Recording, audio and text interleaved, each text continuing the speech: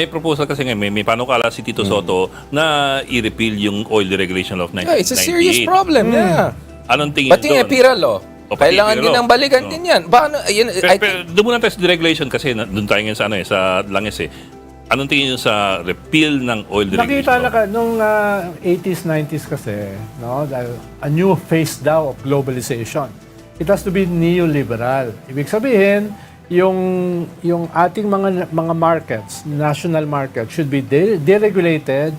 Yung ating economy should be privatized, di ba? Centralized. Petron, binenta. trade natin, liberalize. Tapos yung trade natin, liberalize. Yun yung tatlong proposal ng neoliberal globalization. But did it work? Hindi.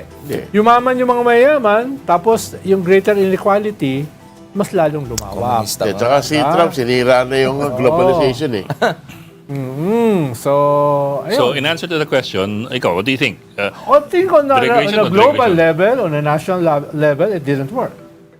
No? At nakikita natin ngayon yung mga contradictions ng ganong klaseng system. Kaya dapat Ngayon, i-nationalize tayo immediately yung ba, oil industry. immediately magde-deregulate ba tayo knowing itong massive Magre-regulate. magre-regulate tayo knowing itong massive corruption na nangyayari?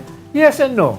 No, yes and no. Dahil meron ka naman pwedeng gawin na regulatory regime na hindi naman katulad nung nangyari ng OPSF. OPSF. Right. Oil Price Stabilization Fund. Yes. So, meron kang mga hybrid na pwedeng gawin. Knowing the lessons. Parang ibang bansa. Dito sa yung Southeast knowing Asia. the lessons. Europe. Europe na free market. Europe is basically deregulated. Pero, malinaw sa kanila, the market should serve social goals. No, hindi lang siya yung sinabi ng pure capitalism na No, hands off.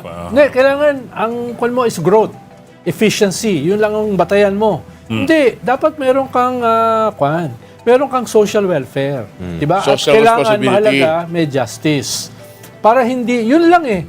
Hindi na deregulated ang ibig sabihin. Cambridge ka nga talaga. Oo.